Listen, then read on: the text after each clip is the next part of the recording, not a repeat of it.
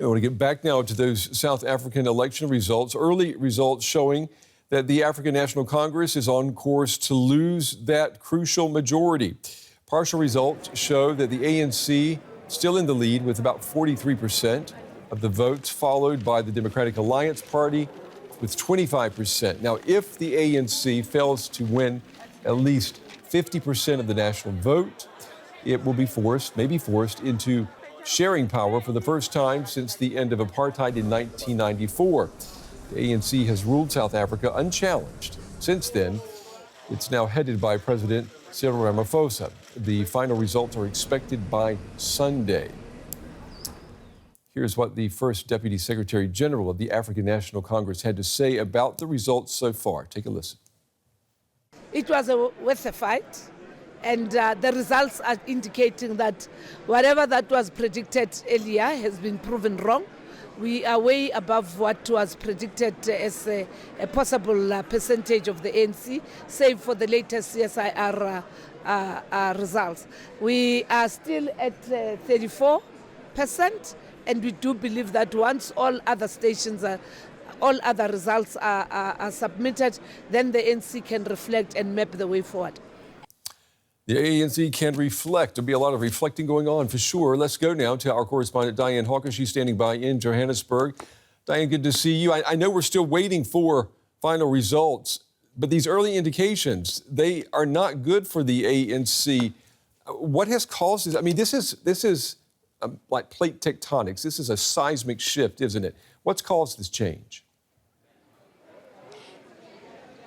It really can be considered a seismic shift if you look at where the ANC comes from in previous elections. In the 2019 election, the party ended at 57%. And in previous elections, it was well above 60%. And for the party at this stage to be at the moment less than 50%, I think it is going to lead the ANC leaders to make some serious reflections on what has led to this sort of change in voter sentiment. From the people that we've been speaking to in the months running up to this election, and even yesterday those who were voting, there was a sense that South Africans were tired with a number of things that they've been seeing going on. For example, corruption has been a major concern for many of the voters. Young voters in particular were very frustrated and continue to be very frustrated about the ongoing jobs crisis that's linked to an economic crisis. And when we spoke to those who were standing in the queue, many of them were saying that they needed to see change and that they were taking this election as that opportunity for them to make sure that that change happens. And on the boards that you see behind me, we're seeing the results of those sentiments from different parts of the country. The boards are reflecting the national results thus far, as well as the provincial results, and those tallies that are showing that the ANC at this point has not yet reached that 50% mark. And if we assume that the ANC does emerge as the biggest party, but it doesn't have a majority, which party, who will be the most likely coalition partner for them? At this stage, it's very difficult to say because even the ANC leaders are a bit reluctant to speak about coalitions. They are painting the picture of confidence, saying that they'll only start talking about coalition partners later on in the game. But what we do know is that, other political parties such as the Economic Freedom Fighters have said that they wouldn't be completely opposed to a coalition with the ANC as long as they could reach an agreement on some policy issues.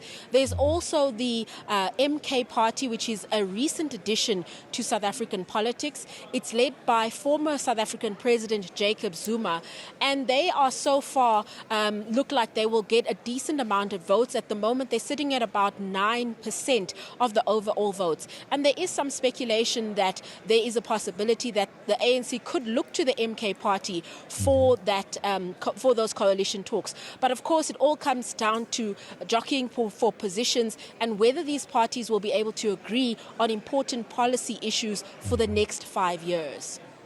Okay, our correspondent Dianne Hawker in Johannesburg on this night, this time of election results watching. Dianne, thank you.